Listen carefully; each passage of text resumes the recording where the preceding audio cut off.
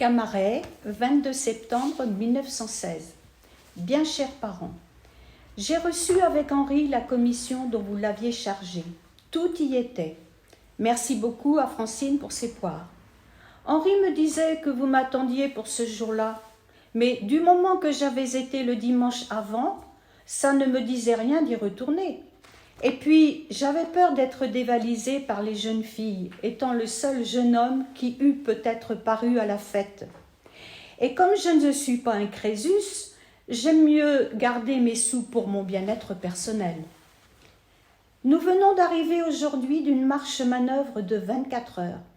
Nous partîmes hier à 10 heures du matin et nous sommes rentrés aujourd'hui à la même heure. Mais il ne faudrait pas beaucoup de ces exercices-là pour nous envoyer tous à l'hôpital. Je ne serais même pas étonnée si je me voyais malade dans quelque temps.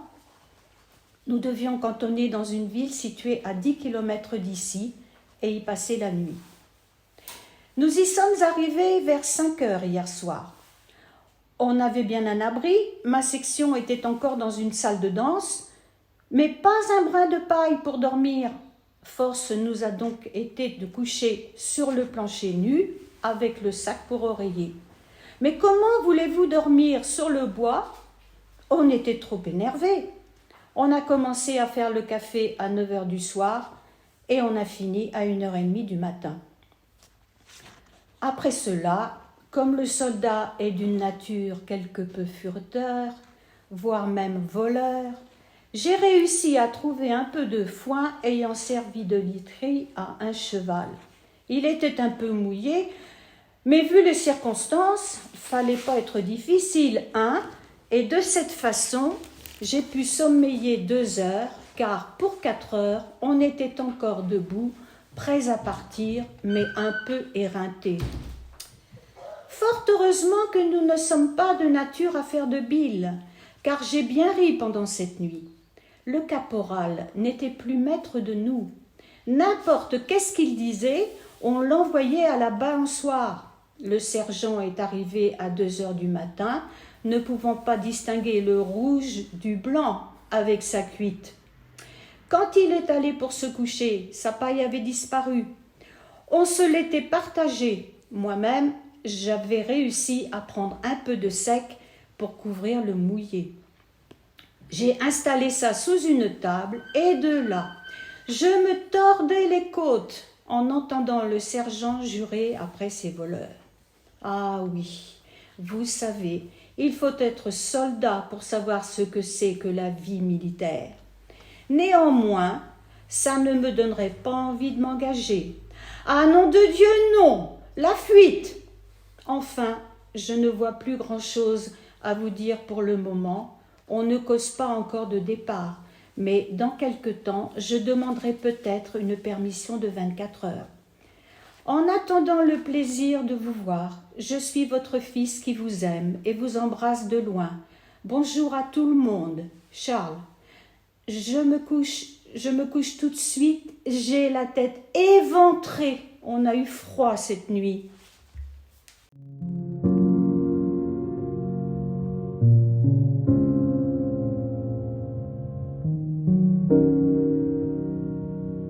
Beaucamp-le-Vieux, 5 février 1917. Bien chers parents, enfin me voilà encore dans ce fameux patelin. J'y suis arrivée hier matin dimanche à 6 heures. J'ai passé la journée de vendredi avec Henri et puis nous sommes partis samedi à 11h25. Il est tellement fainéant qu'il n'avait pu arriver à la gare à l'arrivée du train.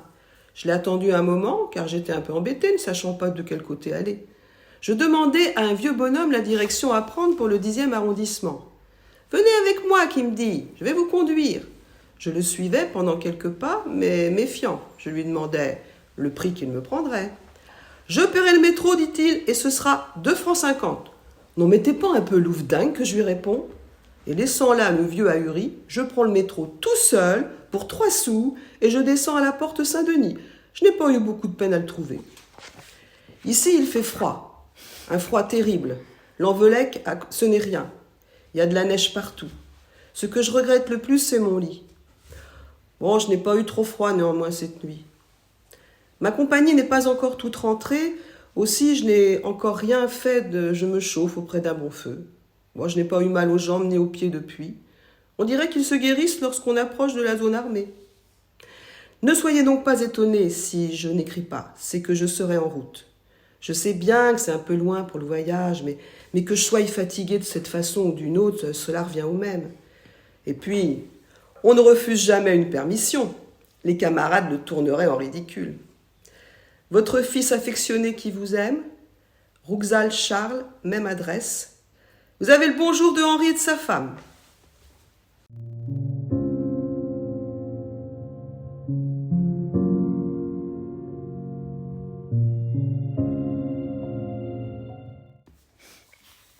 Le 24 mars 1917.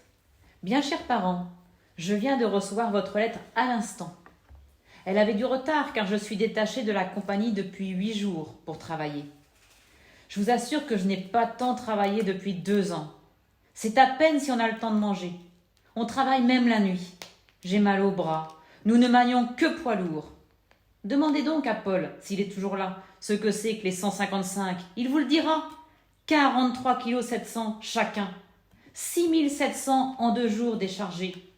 J'ai attrapé une fluxion à la bouche. J'ai eu chaud en travaillant. Et comme les Boches avant de partir ont tout démoli, il n'y a même pas besoin de fermer les fenêtres pour empêcher les courants d'air. J'ai un peu mal à la tête. Nous sommes à 1 km des batteries. Il faut gueuler pour s'entendre. Ah, les malheureux Boches, qu'est-ce qu'ils prennent en ce moment? Eh ben, les artilleurs ont beau être nus jusqu'à la ceinture. Ils n'arrivent pas à fournir le canon. Mais nous aussi, on reçoit quelque chose. Les obus tombent par centaines. Je l'ai échappé belle aujourd'hui. Un obus est tombé à 20 mètres de moi. Un autre presque au même endroit. Et j'ai été quitte pour la peur. Je crois qu'on part demain. Je vous écrirai sitôt rentré au dépôt. Faudrait pas vous inquiéter au cas où je ne pourrais pas écrire. C'est le recul des Boches qui est la cause de tout ceci. Il faut tout déménager. Votre fils qui vous aime et vous embrasse, Rouxal Charles, 329e Infanterie, Compagnie Mallet, dépôt divisionnaire, secteur 212.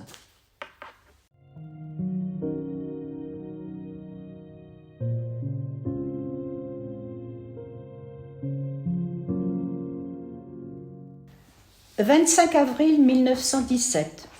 Bien chers parents, nous avons encore déménagé samedi. Nous sommes maintenant à la droite de la même ville sud-est. On est à 1 kilomètre d'elle. On peut y aller tous les soirs, seulement il n'y fait pas bon se promener. On risque sa peau. Aujourd'hui, les Boches l'ont salement bombardé. J'ai compté 25 et des gros encore. Le premier obus a passé à 12h30. Je revenais de la cuisine avec une marmite de jus quand tout à coup j'entends un sifflement que j'avais encore jamais entendu il y aura bientôt un mois. Instinctivement, je me fous à plat ventre, ne me préoccupant guère de renverser le café. Aussitôt, une détonation formidable qui ébranla toute la terre et les vitres. L'obus a tombé à 100 mètres du village où nous cantonnons, sur la ligne de chemin de fer. Mais il n'y avait pas de danger pour nous, c'était la gare qu'il visait. Il lançait 5 obus par quart d'heure. L'après-midi, je suis montée avec mon aspirant sur une colline qui domine toute la ville. C'est comme si je serais sur la Tauzaine de Saint-Goulven et la gare serait Kerarours. Enfin, vous voyez donc que les obus ne tombaient pas loin de nous. Ils l'ont bien repéré, les vaches. Hier, toute la journée, le canon n'a cessé de tirer sur les avions. J'en ai vu au moins une quinzaine. Nous faisions l'exercice en dessous.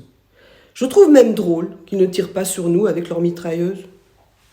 Oh, un bonjour, ils vont aussi nous repérer. Je ne sais même pas si ce soir, comment cela va se passer. Mais vous comprenez, je m'en fous. Les caves sont profondes et solides, ils peuvent jacter. Il ne faut pas vous illusionner que tout ça me démoralise ou m'encafarde. Oh non, loin de là. Je n'ai même pas fait plus cas de ce bombardement que si j'aurais été à l'Envelec. C'est bizarre.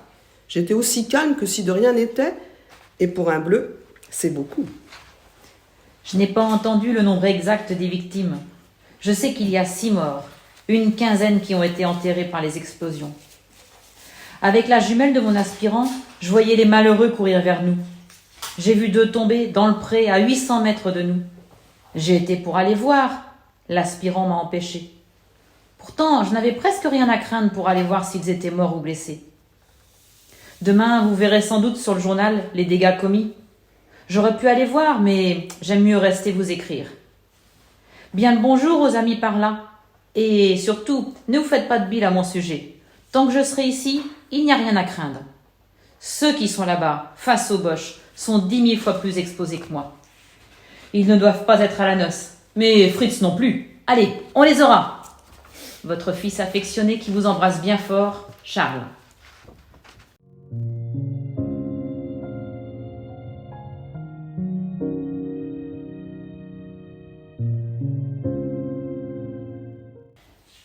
« 12 mai 1917.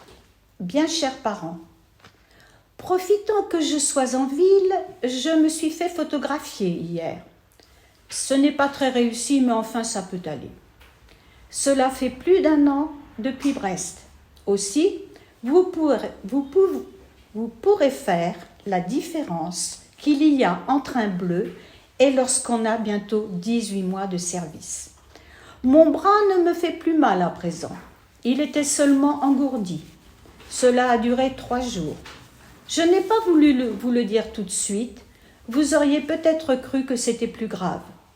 C'est un officier allemand, prisonnier, que j'emmenais au camp, qui, voulant s'évader, me frappa avec un caillou qu'il avait mis dans son porte-carte. Mais au lieu de ma tête, c'est mon bras qui écopa. J'ai dû cogner dur à mon tour, car d'après ce qu'on m'a dit, il est toujours à l'hôpital. Son état est grave. Quant à moi, ça va, il peut en venir d'autres.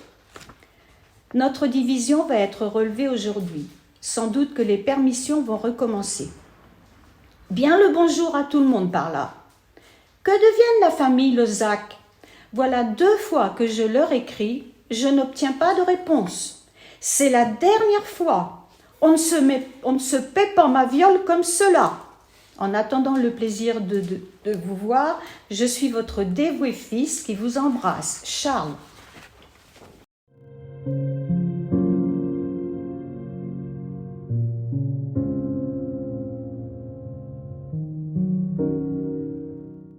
Aux armées, 10 juillet 1917.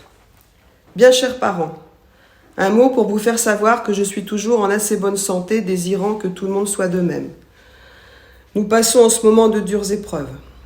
Voilà 4 jours que nous sommes en première ligne. Et c'est terrible, terrible. C'est à faire blanchir les cheveux. Si j'en sors, ce sera un miracle. Je ne puis pas vous écrire plus souvent. Toute la nuit, on veille et tout le monde, et personne ne dort. Ce matin, 5 Boches ont voulu sauter dans l'endroit où j'étais. Heureusement que je les ai aperçus à temps. On n'est pas une minute tranquille. Hier soir, j'étais fortement commotionnée par un obus. J'ai mal à la tête, je n'entends pas très bien, j'ai des étourdissements. Avec ça, on a de l'eau et de la boue jusqu'aux genoux. Je croyais avoir vu quelque chose lorsque je suis montée en ligne la dernière fois, mais c'était un jeu d'enfant à côté d'ici. Vous pouvez croire qu'on sera content lorsqu'on sera relevé d'ici. C'est surtout l'odeur qui s'exhale, qui rend malade. On ne voit que des cadavres déterrés à chaque fois. Ah, je vous dis, c'est horrible. Si Jean a l'occasion d'aller à Lannion, faudra m'acheter une pile électrique. Il pourra emmener la lampe avec lui pour voir si l'ampoule marche. Puis vous me l'enverrez dans un colis, avec un bout de lard et un paquet de tabac. Je vous écrirai le plus souvent qu'il me sera possible. Bon, il est temps que je finisse. J'entends encore les froufrous qui sifflent. Je vous prie de m'excuser auprès des amis, mais je ne peux pas écrire.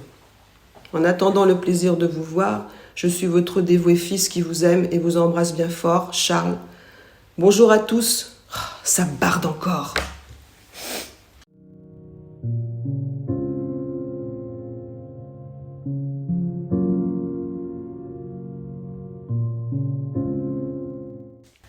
Beauvarde, N, 1er août 1917. Bien chers parents, enfin nous voilà encore sortis de la fournaise pour un moment. Aussi je m'empresse de venir vous donner de mes nouvelles, qui sont très bonnes pour le moment. Je vous assure que nous avons eu là de terribles épreuves, au bout de 4 jours de première ligne. Le major nous a fait mettre en réserve pour nous reposer une nuit. Ce secteur est pire que Verdun. Les autres régiments ne restaient que 4 et 5 jours. Nous autres, on a tenu 17 jours. On a attaqué et contre-attaqué 5 fois en 4 jours et repoussé 3 ou 4 attaques de Boche. 9 régiments ont passé par là pour essayer de prendre 200 mètres de terrain. On prenait bien la tranchée, mais impossible de la tenir. Aussi, c'est horrible de voir les cadavres qui sont restés sur le terrain. Lorsque le soleil chauffe un peu, l'air est contaminé. Dans la nuit du 26, nous avons encore eu une bonne nuit. Ces moments, je ne les oublierai jamais. En l'espace de 5 minutes, 16 de mes meilleurs camarades sont tombés, blessés autour de moi. Il ne restait qu'un autre et moi de valide. Tous, ils m'appelaient par mon nom, me demandaient à boire. Je n'avais rien pour moi-même, et ils me suppliaient de les mettre à l'abri. J'ai réussi à en mettre 4 à l'abri en attendant les brancardiers. J'étais plein de sang, noir de poudre, et 24 heures qu'on n'avait pas mangé, et à la fin, je suis tombée. Le lieutenant m'a permis d'aller me reposer quelque temps.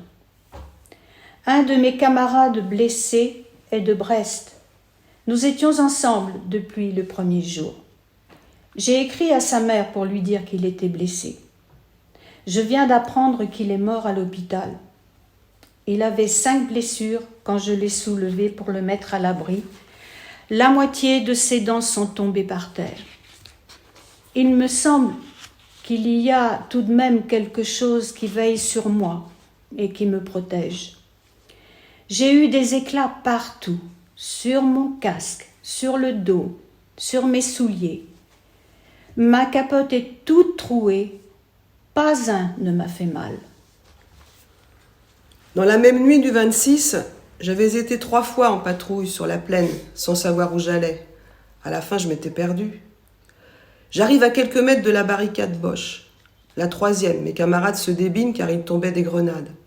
Je reste tout seul dans un trou d'obus. Quand il se compte, le sergent s'aperçoit que je manquais. Personne ne voulait me chercher. Bon, à la fin, il y en a un qui vient tout de même et on part à toute vitesse. Une autre compagnie envoie encore une patrouille au même endroit 10 minutes après. Il arrive une rafale de 15 qui en blesse 4 et en tue 1. Car c'est toujours comme ça. Il ne passait pas une journée sans que notre artillerie tire sur nous. Enfin, je suis content, car ce sont les Bretons qui ont tenu tête aux Boches dans ma compagnie. Les vieux foutaient le camp, mais la classe 17 était un peu là. Poulmard est, je crois, proposé pour une citation. Il n'était parti qu'à 6 après le bruit, au moment de la contre-attaque. Moi, il y en a un qui m'a retenu par la jambe et m'a tiré dans le boyau. Mais c'était plus fort que moi. Quand j'ai vu Poulmard disparaître dans la fumée, je pensais plus le revoir. Mais ils n'ont pas été plus de 3 à 4 secondes dehors. Enfin, souhaitez bien le bonjour aux amis par là. Je ne suis pas encore bien en train pour écrire. J'ai toujours le canon dans la tête. J'ai été commotionnée 3 fois et ensevelie 2. On commence encore à blaguer. On oublie vite ses souffrances. Je ne vois plus grand-chose à vous dire pour le moment. En attendant le plaisir de vous voir, je suis votre dévoué fils qui vous aime et vous embrasse. Charles. Depuis le 8 juillet jusqu'au 29, nous n'avons dormi que 2 heures par 24 heures.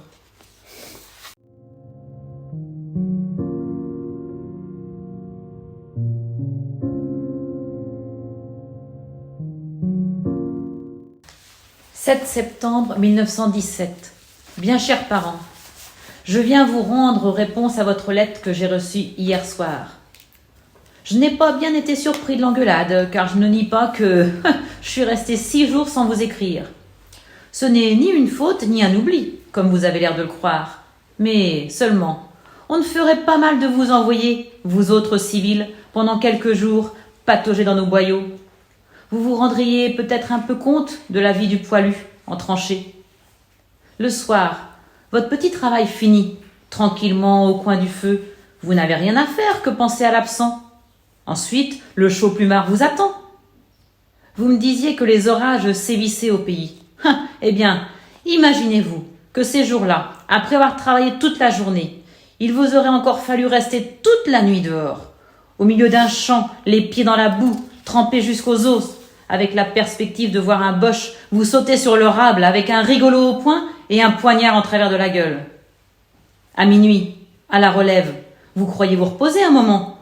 En arrivant, vous trouvez votre poste de combat écroulé. Ce n'est pas le moment de se croiser les bras. Faut prendre la pelle et la pioche pour déblayer. Cela vous demande 2 heures de travail. Une demi-heure après, c'est l'heure de partir pour le jus. 2 kilomètres de boyaux dans la mélasse, et cela pendant 8 jours. Vous me reprochez d'être plus feignant que Henri. Ça, naturellement, je n'en disconviens pas. Seulement lui, n'est-ce pas, il n'a pas de garde à monter. Il travaille si bon lui semble, la soupe lui arrive à destination. S'ils sont 2, ils se relaient, l'un d'eux peut dormir. La journée, il n'est pas obligé de roupiller sur la banquette de tir. Il a le temps de prendre le crayon et de penser à sa femme. Enfin, chers parents, je vous pardonne. Je sais que vous ignorez tous ces détails. Ah, faut que j'achève. J'entends le signal d'alarme. C'est encore les Boches qui nous balancent du gaz. Ils ont le vent pour eux et nous font chier tous les soirs. Votre fils qui vous aime, Charles Rousseval.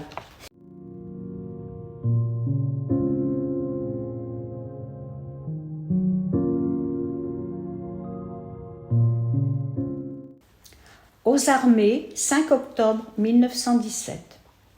Bien chers parents, je viens vous rendre réponse à votre lettre que j'ai reçue hier soir. Il ne faut pas m'en vouloir si je ne vous ai pas écrit. Je m'attendais à partir en perme à chaque instant, mais elles sont arrêtées en attendant la rentrée des autres. Cela sera dans quelques jours. Je suis le 5e maintenant pour le départ. Poulmar est en première ligne depuis 2 jours. Il n'y fait pas bien bon car il pleut. Les boyaux sont tout de suite remplis de boue. Je ne vois plus grand-chose à vous dire pour le moment. Bien le bonjour à tout le monde par là. En attendant le plaisir de vous voir, je suis votre dévoué fils qui vous aime. Au revoir, Charles.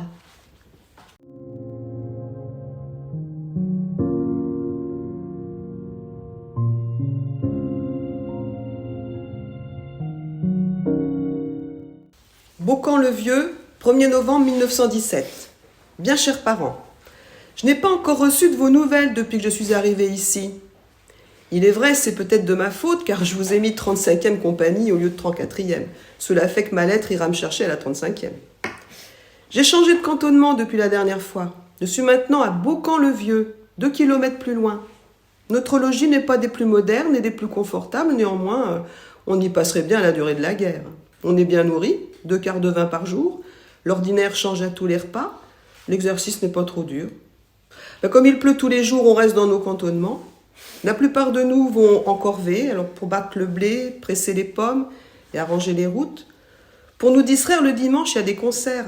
Dans une demi-heure, ça va commencer. De cette façon, on ne trouve pas le temps sinon. Je suis entrée de nouveau dans la clique. Il y a un détachement de partis aux tranchées, de ceux qui étaient les premiers arrivés. Nous autres, on ne tardera pas non plus à être dirigés sur les dépôts divisionnaires pour y passer l'hiver. Je ne pense pas avoir de permission avant le 1er de l'an ou le mois de février, c'est-à-dire 4 mois dans la zone des armées. Eugène doit aussi commencer à voir son tour approcher. Dites-lui surtout de ne pas chercher à s'engager s'il n'est pas pris. Il ne regrettera pas d'avoir écouté un vieux copain qui commence à en avoir vu de dur, malgré que je n'ai encore été face aux Boches. J'envoie en même temps à Yvonne une feuille de châtaignier brodée en son nom. C'est de ma fabrication. Si vous trouvez des lettres brodées à jour, comme souvenir par exemple, vous savez, sur les cartes postales, envoyez-moi-les. Je tâcherai d'en faire d'autres avant que les feuilles soient tombées. Allez, donnez-moi des nouvelles du pays. Au revoir. Votre fils qui vous aime, Charles.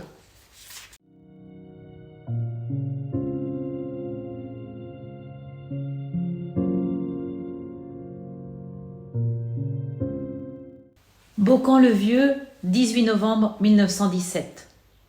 Bien chers parents, je suis toujours bien portant, malgré le froid terrible. Il y a de la glace et de la neige depuis quelques jours. Je n'ai pas trop froid la nuit.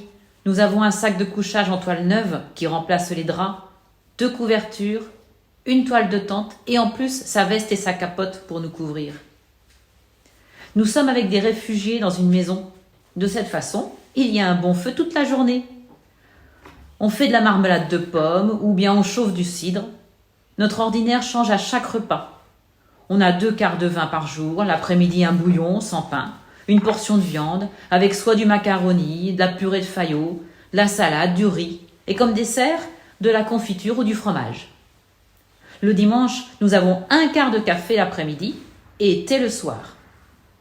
Vous voyez donc qu'on est loin d'être malheureux. Et la personne qui vous a dit cela a dû certainement se méprendre sur mes paroles. Vous pourrez me faire un passe-montagne, mais ne l'envoyez que lorsque je vous le demanderai. Ça garantit la tête pour dormir. De l'argent, j'en ai encore, 13 francs, donc j'en ai suffisamment assez pour le moment. Quant à la compagnie, je ne sais lequel de nous deux est le plus étourdi. Il me semble que j'ai mis 34 assez grand pour qu'on le voie, et non 35. Le dernier détachement est arrivé vendredi ici. Il ne reste plus personne de la classe 17 dans les dépôts. On a été très heureux de revoir les anciens camarades. La clique a été à la gare du Vieux-Rouen les chercher. Oh, j'ai bien ri avec beaucoup d'eux. Ils avaient presque envie de pleurer en entendant le canon et en voyant les éclairs que ça produit la nuit. C'est comme les éclairs de chaleur en été. Ne voyant plus rien à vous dire pour le moment, je finis ma lettre en vous embrassant bien fort. Votre fils affectueux qui vous aime, Charles, 34e compagnie. Bonjour à tout le monde. J'ai reçu une lettre de Pierrette. Souvenir à Eugène. J'aurais bien voulu le voir.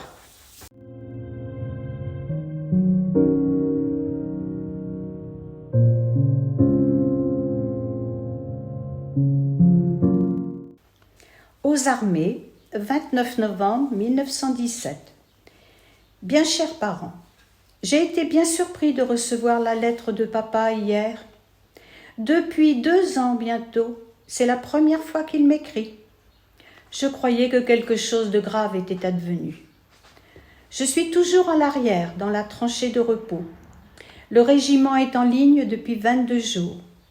Il doit rester 1 mois. Je dois monter mercredi en 8, remplacer mon camarade pour ce jour. Ma compagnie sera en réserve. Je ne serai donc pas obligée de monter en tranchée cette fois. Ce n'est pas le rêve, paraît-il. C'est beaucoup plus terrible que le secteur de Saint-Quentin. Dimanche, nous avons eu une émission de gaz. On croyait d'abord que c'étaient les cuisiniers qui faisaient du chocolat. J'ai été légèrement indisposée. Maintenant, cela ne paraît plus. Je finis ma lettre car le concert va commencer. Nous, les 30 musiciens dans la même baraque, je vous prie de croire qu'on en a fait du bruit. Nous cassons des pierres tous les jours, ou bien on en extrait dans les carrières. Je commence à avoir fait tous les métiers. En attendant le plaisir de vous lire, je suis votre fils dévoué qui vous embrasse affectueusement. Charles, Clairon, 329e d'infanterie, 13e compagnie, section 9. Au fait, nous n'avons plus le droit de mettre notre adresse sur l'enveloppe.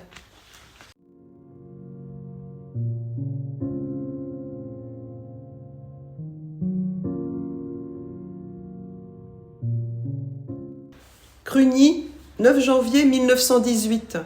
Bien chers parents, c'est avec plaisir que j'ai reçu votre lettre. Cela me plaît, des bafouilles comme ça, y a de quoi lire.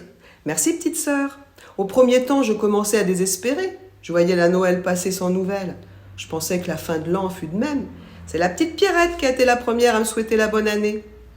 Quant à mes étrennes, j'ai été bien en peine de remerciements. Tante Catherine est excusable. J'ai écrit à Plusnet et au Vieux Marche et j'attends encore. Je peux dire que je fais partie d'une famille d'écrivains. Ah, laissez-moi rire. Quant à vous autres, faut pas vous laisser croire que je me suis fait un parti pris de penser que Jean et papa sont toujours gris. Si je le dis, c'est l'histoire de Jacques T. Après tout, c'est une chose qui peut arriver, même au plus sobre. Alors que je vous écris, je me sens un peu de verve. J'ai vu Roussel tout à l'heure et on n'a pas pu s'empêcher de caresser la dive et sainte bouteille. Pour le premier de l'an, on ne s'est pas embêté non plus. Avec les clairons du 4e bataillon, on a voulu améliorer l'ordinaire. À 12, on n'a bu rien que 4 bouteilles de champagne et 24 litres de pinard, dansé au son de l'accordéon jusqu'à minuit. Avant mon départ, je n'entravais rien aux polkas et aux valses. Eh bien, aujourd'hui, je rendrai des points à beaucoup de jeunes filles de l'Envelec. Avant-hier, il y avait concours de chant. Je suis classée 3e dans le bataillon. J'ai eu un paquet de cigares comme prix. La voix me revient. Demain matin, nous quittons le pays pour monter en ligne. Il paraît que le 2e tour de permission commence le 29 janvier. Mon tour arriverait donc, d'après le pourcentage, à la fin de février. Mais cette fois-ci, je ne vous le dirai pas. De cette façon, vous ne serez pas à compter les jours pour m'attendre. Alors Jeanne se décide à se marier. Je gagne mon pari. En m'en allant, je lui avais dit qu'elle serait remariée avant le mois de mars. Et évidemment, elle protestait. Dites-lui de patienter quelques jours, j'arriverai à point pour lui décrocher la jarretière. Je souhaite que son mari la rende heureuse, car elle le mérite. Mais, vous en savez peut-être plus long que moi, je crois que je commence à bafouiller.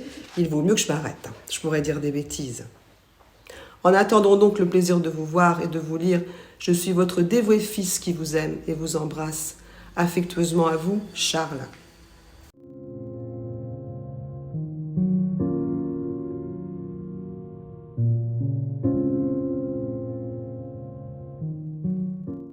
Moivillers, 11 mars 1918. Mes chers parents, il est 10 heures du soir, mais ne vous émotionnez pas pour cela. Il y a des camarades permissionnaires qui sont rentrés ce soir. Nous avons fait un tour en ville, et ma foi, je suis légèrement émue ce soir. Chose qui n'arrive que très rarement d'ailleurs. Les copains aussi sont plus ou moins gais. Aussi, il m'est totalement impossible de trouver une idée pour vous transmettre. C'est la crise du rire. Presque tous les jours, nous donnons des concerts. Hier, nous avons été à l'artillerie. Il y avait une grande fête, de grandes courses de chevaux, ça me rappelle la fête à Saint-Effland, et toutes sortes de jeux et des concours de grimaces. À chaque morceau qu'on jouait, nous avions un quart de pinard, et pour le terminus, champagne, biscuits, cigares, la nouba quoi. Demain, c'est la fête de la division. Nous devons encore y aller. De cette façon, nous tiendrons jusqu'au bout. Il m'est impossible de vous écrire davantage. Mes camarades se figurent que j'ai créé ma poule et me laissent pas tranquille. Je rigole de trop. Ah, il y a des numéros à la clique. Le bonjour à tout le monde par là.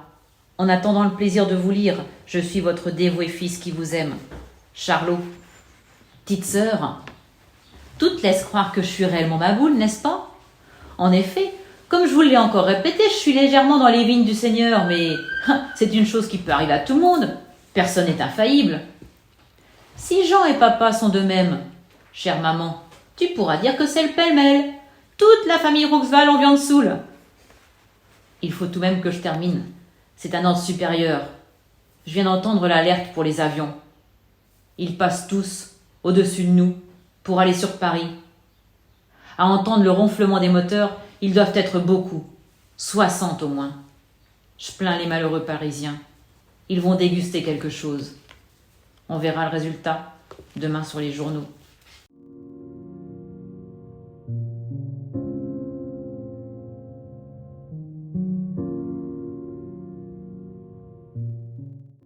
« 3 avril 1918. Mes chers parents, c'est hier seulement, 2 avril, que j'ai reçu votre lettre m'annonçant la mort de Parrain. Je n'ai pas reçu la dépêche. D'ailleurs, elle m'était d'aucune utilité. On ne donne de permission que pour père, mère et frère. Et puis, c'était juste au moment où toutes les permissions étaient supprimées. Vous avez dû sans doute trouver le temps long ces jours-ci. Je ne me suis pas donné la peine d'écrire. Les lettres restaient dans la boîte. Si vous avez lu les journaux, vous avez entendu parler de mon régiment. Nous étions autour de Noyon. Sans nous autres, vous pouvez dire qu'en ce moment, les Boches seraient à Paris. Lorsque nous sommes arrivés, les Anglais se débinaient. Nous avons reculé pas à pas pendant 40 kilomètres. Les morts sont peu nombreux, mais beaucoup de prisonniers. Moi, j'ai été 2 heures avec les Fritz à Noyon. C'est les lanciers anglais qui nous ont délivrés. C'était tout de même plus intéressant que la guerre de tranchées. Au moins, on voit la gueule de l'ennemi. L'autre jour, je me suis trouvée avec 3 autres de mes camarades, nez à nez avec 2 Boches, dans une cave. cherchant du vin. D'un côté comme de l'autre, on a eu de la frousse. Et je vous assure que j'ai mis à l'épreuve mes jambes de 20 ans. Je raconterai tout en détail plus tard. En ce moment, nous sommes au repos pour quelques jours. On part demain pour une destination inconnue. Votre fils. Bonjour à tous par là. Charles.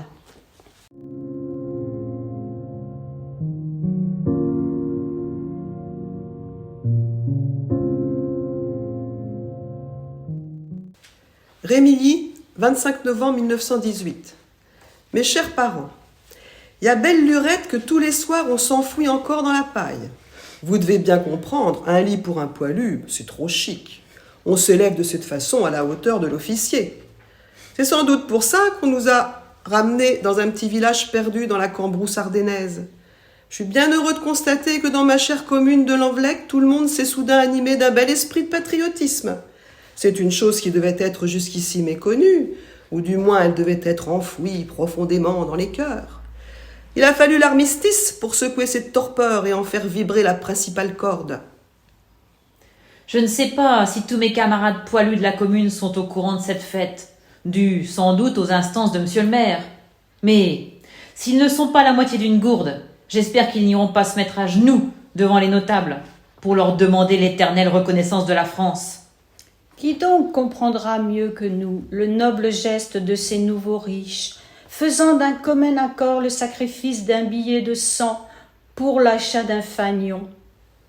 Je vois d'ici une lueur d'orgueil resplendir en leurs yeux, quand hier matin, à la première heure, un beau pavillon tricolore agitait doucement ses franges d'or, dans lesquelles chantait le zéphyr lanvélécois.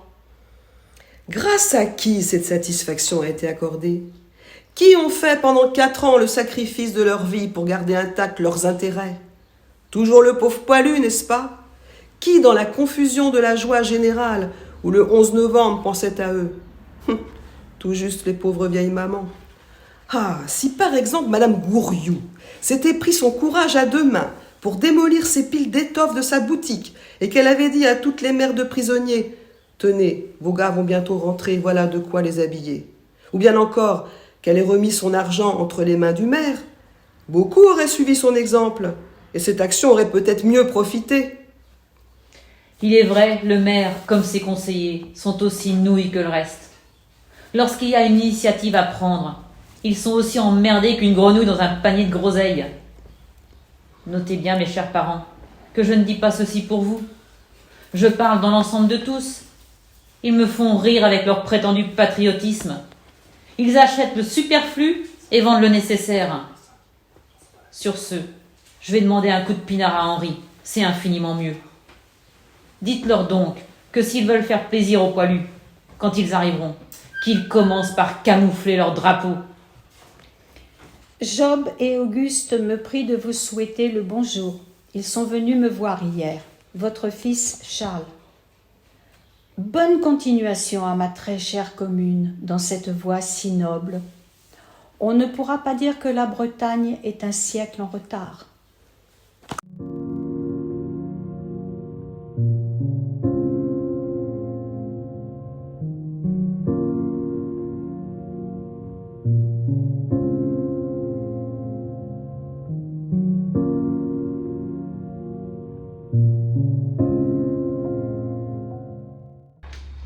Merci pour cette lecture, c'était vraiment intéressant. Je voulais vous poser 2 questions. La première, comment avez-vous sélectionné ces extraits? Parce que je me doute que ce ne sont pas toutes les lettres qu'il a dites. On a commencé, vous êtes d'accord avec moi les filles, hein, Oui, on a commencé par une lecture commune. Et puis c'est vrai que certaines lettres nous ont plus attiré que d'autres, alors ça peut être d'un point de vue aussi dramatique, mais aussi très ironique, aussi très drôle parfois. On a voulu garder quand même l'aspect humain dans les lettres, et il est large.